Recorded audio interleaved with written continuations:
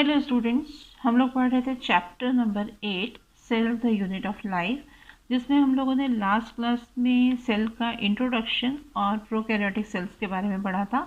आज हम इसी चैप्टर को कंटिन्यू करते हुए इसमें पढ़ेंगे eukaryotic cell.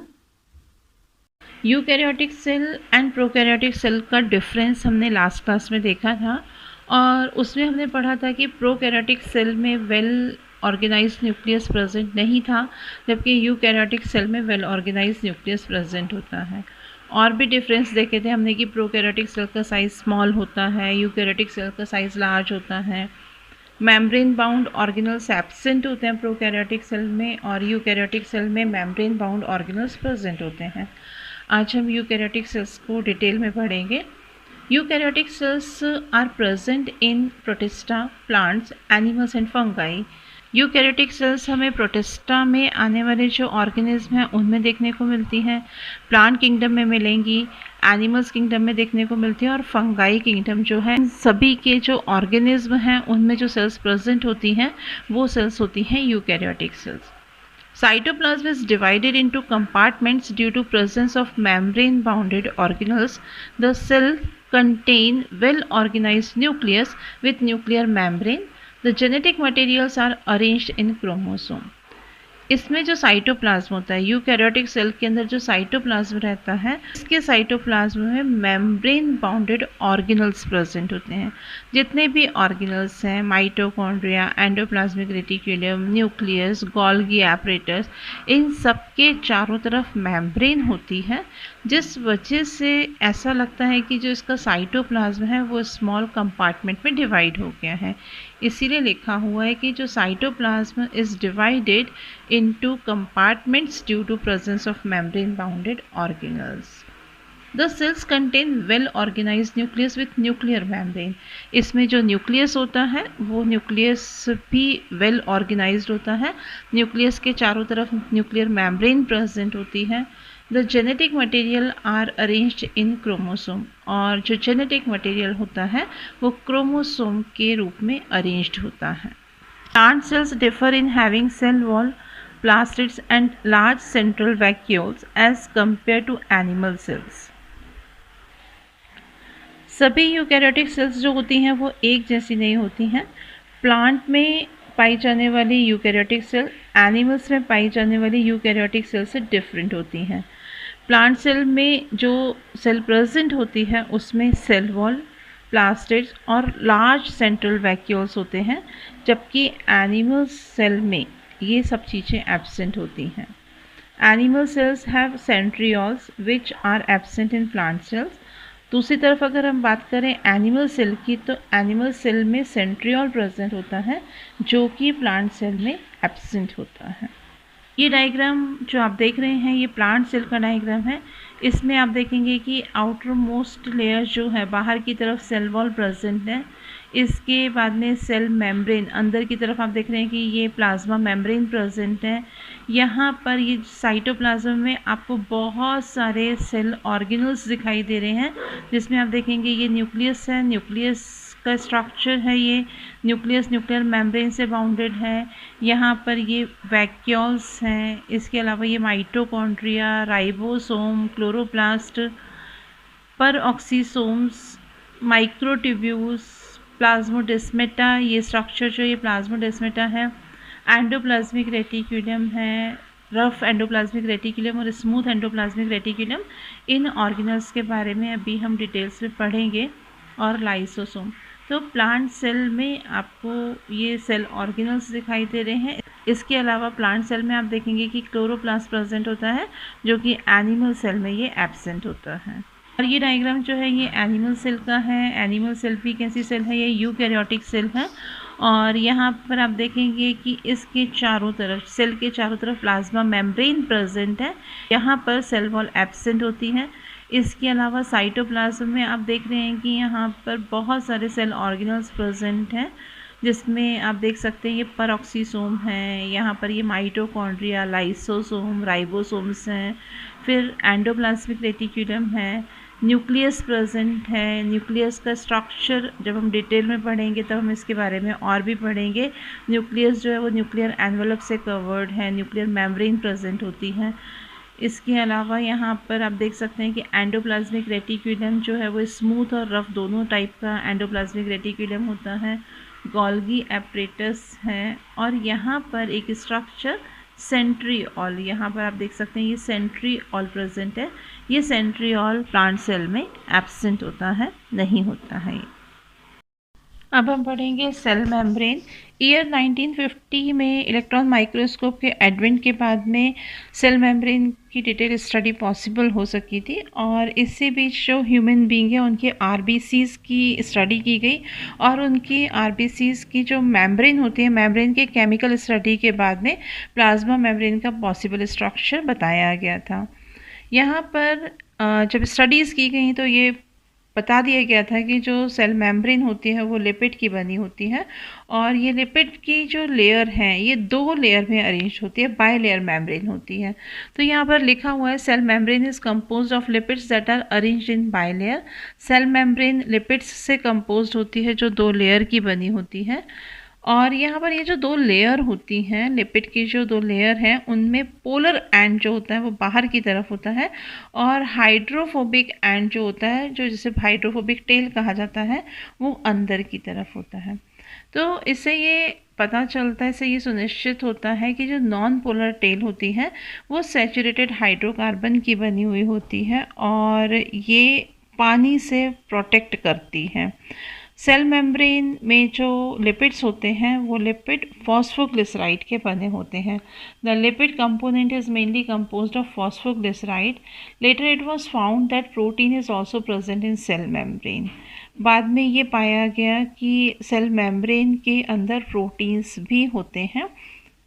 Ratio of protein and lipids varies in different cells. अलग अलग सेल में प्रोटीन्स का और लिपिड का रेशियो जो होगा वो अलग अलग होता है। अगर हम ह्यूमन बीइंग की आरबीसीज़ की बात करें, ह्यूमन बीइंग के अंदर जो आरबीसीज़ होती हैं उसमें जो प्लाज्मा मेम्ब्रेन होती है उस मेम्ब्रेन में 52% जो रहता है वो प्रोटीन होता है और 42% जो होता है वहाँ पर लिपिड होता है। मेम्ब्रेन में जो प्रोटीन होते हैं वो इंटीग्रल भी हो सकते हैं और पेरिफेरल भी हो सकते हैं। पेरिफेरल का मतलब होता है कि वो सरफेस पर होते हैं और इंटीग्रल मतलब होता है कि वो मेम्ब्रेन के अंदर आंशिक रूप से या पूरी तरह से कंप्लीटली बरीड रहते हैं, धंसे हुए रहते हैं। Integral protein remains buried in membrane but peripheral protein lie on surface. Singer and Nicholson in 1972 proposed fluid mosaic model. Cell membrane का स्ट्रक्चर सिंगर एंड निकोलसन ने 1972 में दिया। According to this model, the quasi-fluid nature of liquid enable lateral movement of protein within the bilayer of lipid. और इस model के अनुसार, इस model के अकॉर्डिंग ये बोला गया कि जो प्रोटीन्स होते हैं ये प्रोटीन्स मेम्ब्रेन के अंदर, यानी कि जो लिपिड की मेम्ब्रेन है उस मेम्ब्रेन के अंदर प्रोटीन जो होते हैं वो पार्शियली मूव करते हैं। ये स्ट्रक्चर सेल मेम्ब्रेन का है। इसमें आप देखेंगे कि यहाँ पर लिपिड जो है वो 2 लेयर्स के फॉर्म में है, बाइलेयर प्रेजेंट है, जिसमें पोलर एंड जो है वो बाहर की तरफ है, बाहर की तरफ अरेंज है और अंदर की तरफ यहाँ पर इसमें जो टेल है वो हाइड्रोफोबिक एंड है इसका।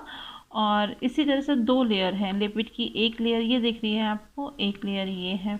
दोनों ही लेयर में हम देखेंगे कि यहाँ पर जो पोलर एंड है वो बाहर की तरफ है, इसका पोलर एंड इस तरफ है, इसका पोलर एंड इस तरफ है। नीचे की तरफ जो लेयर है इसका पोलर एंड नीचे की तरफ है और ऊपर की तरफ जो लेयर है उसका पोलर एंड ऊपर की तरफ है। और दोनों की ही जो नॉन पोलर एंड है या जो हाइड्रोफोबिक एंड है वो अंदर की तरफ है। और इसके अलावा यहाँ पर आप प्रोटीन देखेंगे कि यहाँ पर 2 टाइप का प्रोटीन प्रेजेंट होता है। इंटीग्रल प्रोटीन भी है और पेरिफेरल प्रोटीन्स भी होता है। यहाँ पर प्रोटीन आप देखेंगे, इंटीग्रल प्रोटीन जो है वो किस तरह से बरीड है लिपिड्स की बाइलेयर में। इसके अलावा यहाँ पर आपको शुगर दिखाई देगा। तो जो सेल मेम्ब्रेन है, सेल मेम्ब्रेन का स्ट्रक्चर जो निकोलसन ने दिया था, उन्होंने यही बताया कि यहाँ पर लिपिड्स की लेयर होती है, बाइलेयर के फॉर्म में लिपिड अरेंज रहता है और यहाँ पर जो प्रोटीन होता है वो 2 टाइप का है। एक होता है इंटीग्रल प्रोटीन और एक होता है peripheral protein. The main function of plasma membrane is the transport of molecules across it.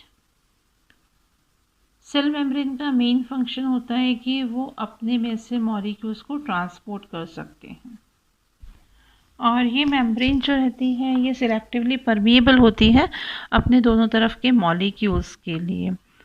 कुछ मॉलिक्यूल जो रहते हैं वो बिना एनर्जी के ही, मीन्स वो एनर्जी को यूज़ नहीं करते हैं, और बिना एनर्जी को यूज़ किए ही वो क्या करते हैं, मेम्ब्रेन के एक तरफ से दूसरी तरफ जाते हैं। इस तरह के ट्रांसपोर्ट को हम बोलते हैं पैसिव ट्रांसपोर्ट। और इसके अपोजिट कुछ मॉलिक्यूल ऐसे होते हैं जिनमें कि एनर्जी का एक्सपेंडिचर होता है, एनर्जी खर्च होती है। ऐसे ट्रांसपोर्ट को हम बोलते हैं एक्टिव ट्रांसपोर्ट। तो यहाँ पर आप दो तरह का ट्रांसपोर्ट पढ़ सकते हैं, एक होता है एक्टिव ट्रांसपोर्ट और एक होता है पैसिव ट्रांसपोर्ट। एक्टिव ट्रांसपोर्ट क्या है, वो ट्रांसपोर्टेशन किस चीज़ का हो रहा है, मॉलिक्यूल का हो रहा है। कैसे हो रहा है कि मेम्ब्रेन में एक तरफ से मॉलिक्यूल दूसरी साइड जा रहा है। तो जब मॉलिक्यूल्स के ट्रांसपोर्टेशन में एनर्जी का एक्सपेंडिचर होता है, इस तरह के ट्रांसपोर्टेशन को हम बोलते हैं एक्टिव ट्रांसपोर्ट। और जब सेल की एनर्जी स्पेंड नहीं होती है तब उसको कहा जाता है पैसिव ट्रांसपोर्ट। एक्टिव ट्रांसपोर्ट हम देखेंगे कि इसमें कंसंट्रेशन ग्रेडियंट के अगेंस्ट होता है। लोअर कंसंट्रेशन से हायर कंसंट्रेशन की तरफ मॉलिक्यूल जाना चाहिए तो वो हायर से लोअर की तरफ जा रहा है, यानी कि ये कंसंट्रेशन ग्रेडियंट के अगेंस्ट होता है। जबकि ट्रांसपोर्ट जो होता है, पैसिव ट्रांसपोर्ट जो होता है, वो हमेशा कंसंट्रेशन ग्रेडियंट के साथ में होता है। इसके अलावा हम एक्टिव ट्रांसपोर्ट देखेंगे। एक्टिव ट्रांसपोर्ट जो है वो रैपिड प्रोसेस होती है, और पैसिव ट्रांसपोर्ट जो होता है वो कंपैरेटिवली स्लो प्रोसेस होती है। सेल मेम्ब्रेन के बाद में अब हम पढ़ेंगे सेल वॉल को। सेल वॉल केवल सेल को शेप ही प्रोवाइड नहीं करती है, यह सेल को प्रोटेक्ट ही नहीं करती है मैकेनिकल डैमेज और इन्फेक्शन से। इसके अलावा ये सेल टू सेल इंटरेक्शन में भी हेल्प करती है, और ये अनडिज़ायरेबल मैक्रो मॉलिक्यूल्स के लिए बैरियर प्रोवाइड करती है। Cell wall is present in plant cells and fungi. Cell wall plant cell और फंगाई में प्रेजेंट होती है। Algae have cell wall made up of cellulose, lectins and minerals like calcium carbonate. In other plants it consist of cellulose, hemicellulose, pectin and proteins. Algae के अंदर जो cell wall होती है वो सेल्यूलोज, गैलेक्टेंस, मेनान्स और कुछ जो मिनरल्स होते हैं जैसे कैल्शियम कार्बोनेट की बनी होती है। जबकि दूसरे जो प्लांट रहते हैं उनमें ये सेल वॉल सेल्यूलोज की, हेमीसेल्यूलोज, पैक्टिन और प्रोटीन की बनी होती है। Primary cell wall of young plant is capable of growth which diminished in mature cells. Young plant के अंदर उनकी जो सेल्स रहती हैं उसमें जो प्राइमरी सेल वॉल होती है वो ग्रोथ कर सकती है, कैपेबल होती है, उसमें ग्रोथ होती है। जबकि मैच्योर सेल के अंदर ये कैपेबिलिटी जो होती है वो कम हो जाती है, घटती जाती है। Secondary cell wall is formed on inner side of the cell, और इसके साथ ही सेल में अंदर की तरफ जो होता है वो सेकेंडरी वॉल का फॉर्मेशन होने लगता है। Plasmodesmata connects the cytoplasm of neighbouring cells, और इनमें एक स्ट्रक्चर होता है जिसको हम बोलते हैं प्लाज्मोडेस्माटा। ये प्लाज्मोडेस्माटा जो होते हैं वो सेल वॉल के अंदर और मिडिल लैमेली के अंदर आड़े तिरछे फॉर्म में अरेंज रहते हैं, और जो आसपास की सेल्स के साइटोप्लाज्म को, नेबरिंग सेल्स के साइटोप्लाज्म को एक दूसरे से कनेक्ट करते हैं। आज हमने chapter number 8 cell the unit of life में यूकैरियोटिक सेल्स क्या होती हैं इसके बारे में पढ़ा, और साथ ही हमने यूकैरियोटिक सेल में सेल मेम्ब्रेन का स्ट्रक्चर और सेल वॉल के बारे में पढ़ा। नेक्स्ट क्लास में हम लोग इसी चैप्टर को कंटिन्यू करते हुए पढ़ेंगे एंडो मेम्ब्रेन सिस्टम्स के बारे में। Thank you.